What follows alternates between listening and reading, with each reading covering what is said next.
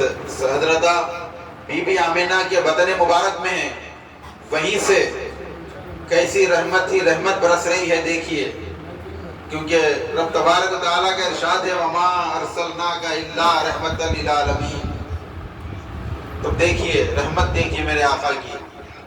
Be be آمینہ روایت کرتی ہیں، فرماتی ہیں کہ جب میرے بدن میں، میرے پیٹ میں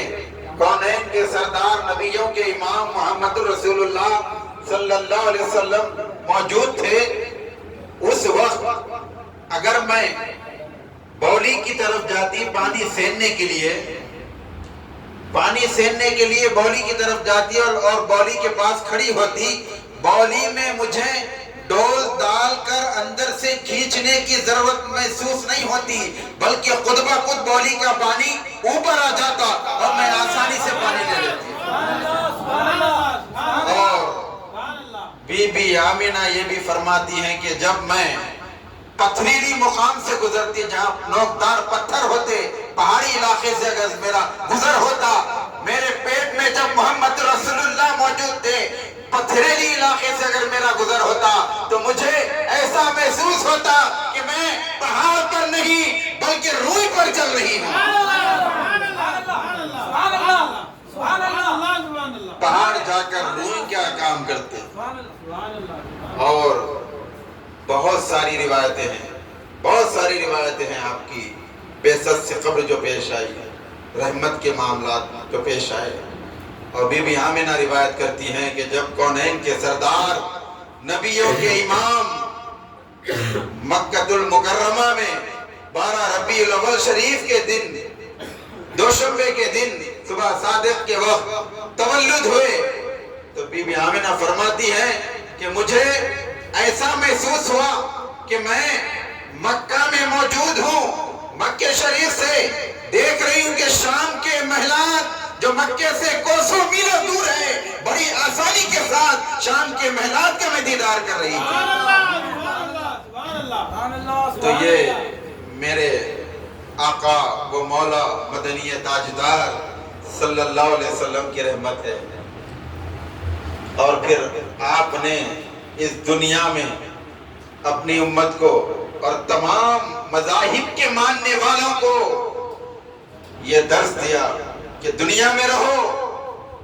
تو ہر کسی سے محبت سے رہو۔ محبت کا درس آپ نے دیا، پیار کا درس آپ نے دیا، امن و شانتی کا درس آپ نے دیا۔ ایک واقعہ عرض کر کے اپنی بات کو آگے بڑھاتا ہوں۔ آج جو لوگ، جو حکومتیں ہمارے اسلام کے خلاف، پیغمبر اسلام کے خلاف، قرآن کے خلاف، ہماری مساجد کے خلاف جو آوازیں بلند کر رہے ہیں، وہ اس بات کو ذہن نشین کر لے، کونین کے امام، نبیوں کے تاجدار محمد رسول اللہ نے اپنی زندگی میں، اپنی حیات مبارکہ میں کیسے مثالیں قائم بتائی ہے، کیسے کام انجام دیے ہیں۔ دیکھیے آپ بازار سے جا رہے ہیں، ایک بوڑھی ضعیف عورت ہے جو ایمان کی دولت سے مالا مال نہیں ہے، کافر ہے، مذہب اسلام سے اس کا کوئی تعلق نہیں ہے، ایک کافر بوڑھی عورت لکڑیوں کا گٹھا لے کر سر پہ جا رہی ہے۔ پیارے نبی علیہ السلام دیکھتے ہیں اور ترس آ جاتا ہے اور اس بڑھیا سے پوچھتے ہیں، اے بڑھیا بتا تو کہاں جا رہی ہے، اتنا سر پر وزن اٹھا کر تو کہاں جا رہی ہے، تو اتنا تکلیف اٹھا کر راستہ طے نہیں کر پائے گی، وہ گٹھا مجھے دے دے، میں تیرے سفر میں تیرے ساتھ ساتھ رہوں گا، تیری منزل مقصود تک چلوں گا اور تیرا جہاں منزل مقصود ہوگا وہ گٹھا وہاں پہنچا دوں گا۔ اور وہ بڑھیا کا سر پر جو لکڑی کا گھٹا تھا، میرے آقا و مولا اپنے سر پر رکھ لیں گے، سارا راستہ اس بڑھیا کے ساتھ جا رہے ہیں۔ اور وہ بڑھیا کا حال دیکھیے، وہ بڑھیا سے پوچھتے ہیں کہ تو کہاں جا رہی ہے، کدھر جا رہی ہے، بات چیت ہو رہی ہے، اور وہ بڑھیا کہتی ہے کہ آپ کو معلوم ہے کہ مکے میں ایک محمد نام کے ایک مسلمانوں کے پیغمبر پیدا ہوئے ہیں، وہ لوگوں کو اپنے دین کی دعوت دے رہے ہیں، دین کی تبلیغ کر رہے ہیں، اور ہمارے مذہب میں جو لوگ ہیں ان کو اپنے مذہب میں ڈھال رہے ہیں، شامل کر رہے ہیں۔ آپ کو معلوم ہے وہ ایک نعوذ باللہ جادوگر ہے، فلاں ہے، ایسی بکواس کرتے ہوئے وہ جا رہی ہے۔ اور پیارے آقا رحمت عالم کی رحمت دیکھیں، آپ غصہ نہیں آتے اور اس کا گھٹا اٹھا کے پھینک دیتے نہیں، बल्कि आपने बता दिया कि अल्लाह ने आपको रहमतुल लिल आलमीन बना कर भेजा है, इसलिए आप उसके ऊपर जो उसका जो लकड़ी का गट्टा था साथ साथ की बातें सुन रहे हैं, जा रहे हैं। सारा रास्ता तय होने के बाद जब उसकी मंजिल मकसूद आ जाती है, लकड़ियां का गट्टा रखने के बाद प्यारे नबी से पूछती है आपका नाम क्या है बताएं, आपका नाम क्या है बताएं। तो क्योंकि अब तो साफ बताना है, झूठ तो नहीं बोलना है, प्यारे नबी अपना नाम बताते हैं, मैं ही मोहम्मद रसूलुल्लाह। और वो शर्मिंदा होकर आपके कदमों में गिर जाती है और कहती है मैं तो आपको गलत समझ रही थी, लेकिन आपने मेरे मजहब को देखने के बावजूद, मैं काफिर हूँ जानने के बावजूद आपने मेरी मदद की। आप यकीनन अल्लाह के नबी हैं, यकीनन मुसलमानों के पैगंबर हैं, रहमत बनकर आप आए हैं, आपके मजहब में मैं भी दाखिल हो जाती हूँ कलमा पढ़ने।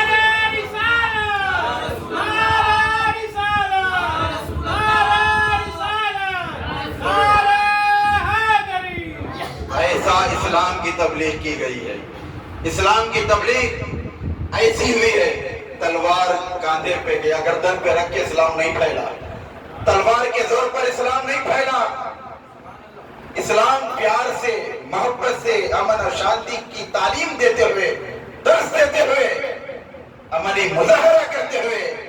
इस्लाम की तबलीग की गई। बहरहाल मिलाद पाक जो लोग मना रहे हैं, हम और आप मना रहे हैं, ये हमारी खुशनसीबी है। और मिलाद का मनाना, मिलाद की महफिल का इजहार करना, खुशियों का इजहार करना, ये कोई हमारा अमल रहाएगा जाने वाला नहीं। बहुत सारी रिवायतें इसके मुतालिक फज़ाइल मिलाद पर, जश्न मिलाद के एहतमाम पर मुख्तसर अर्ज करके अपनी बात खत्म कर दूंगा। हजरत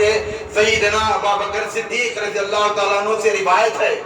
हजरत अबू बकर सिद्दीक रज़ियल्लाहु तआला अन्हु फरमाते हैं कि जो प्यारे नबी अलैहिस्सलाम की मीलाद की खुशी में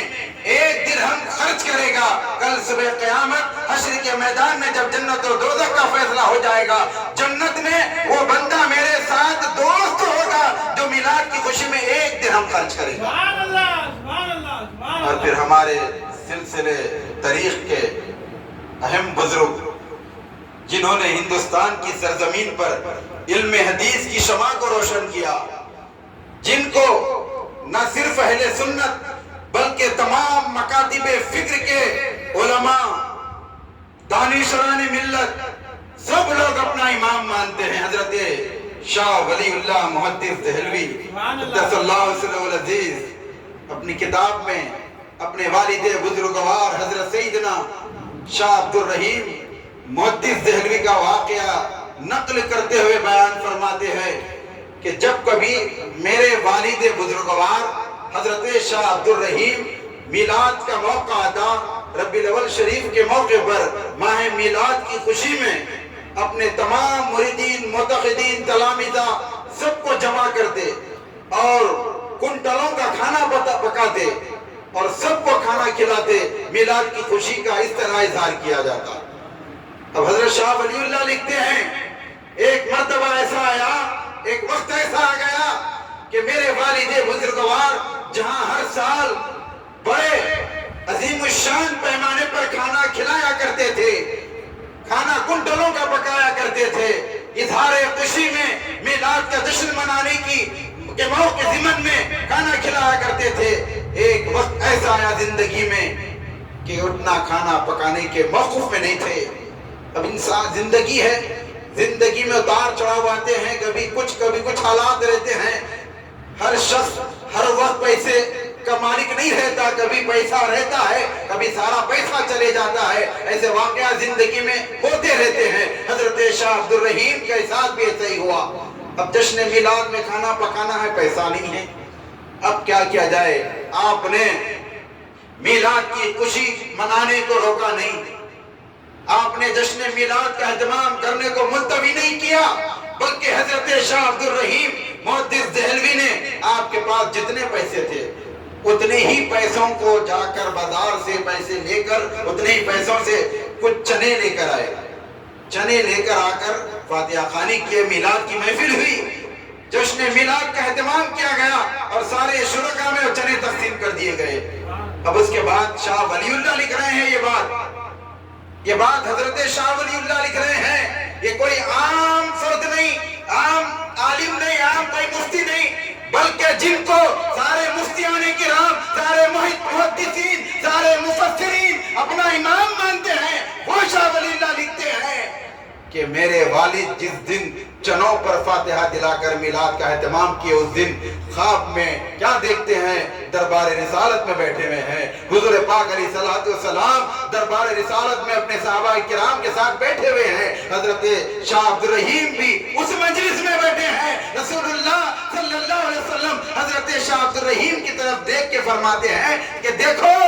اے میرے صحابہ کرام، دیکھو یہ میرا چاہنے والا، یہ میرا عاشق ہے، اس نے میری میلاد کی خوشی میں یہ چنوں پر فاتحہ خوانی کی تھی، چنوں کو تقسیم کیا تھا، یہ لو تم لوگ بھی کھاؤ۔ تمام صحابہ میں مسکراتے ہوئے اپنی خوشی کا اظہار کرتے ہوئے وہ چنے تقسیم کرتے ہیں اور اپنے خوشنودی کا اس طرح اظہار کرتے ہیں۔ تو پیارے نبی کے دربار میں کثرت ہی نہیں بلکہ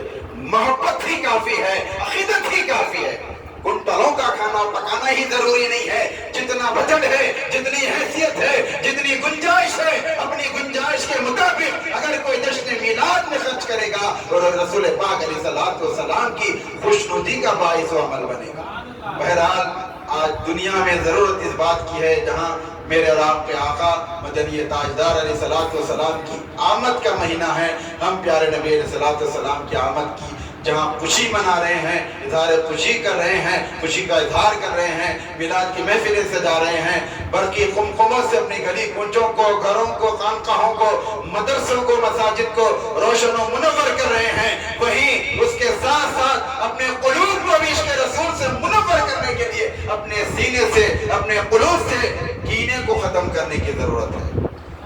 اپنے قلوب سے کینے کو نکال کر مدینہ بنانا چاہیے، عشق رسول کا مدینہ بنانا چاہیے۔ ایک ایک عمل پیارے نبی علیہ السلام کی سنتوں کے مطابق گزارتے ہوئے اسوہ حسنہ صلی اللہ علیہ وسلم پر سختی سے عمل کرتے ہوئے دنیا اور آخرت کی سرخروئی کے لیے کام کرنے کی ضرورت ہے۔ رب تبارک و تعالیٰ سے دعا ہے، آج جتنے بھی فتنائی طاقتیں، فرقہ پرست عناصر ہمارے وقت املاک کو نقصان پہنچانے کے لیے کوششیں کر رہے ہیں، حکومتیں، فرقہ پرست طاقتیں ہماری وقت جائیدادوں کو ہڑپنے کی ناپاک عزائم رکھ رہے ہیں۔ اے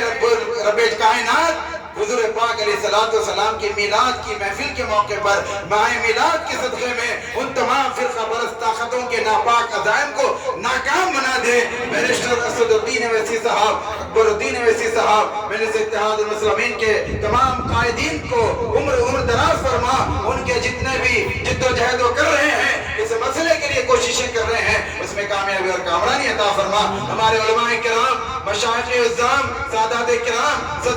سجادگان جو کوششیں کر رہے ہیں، ان کی کوششوں میں کامیابی عطا فرما۔ وصلی وسلم وبارک علی سیدنا محمد و آلہ وصحبہ اجمعین، والحمدللہ رب العالمین۔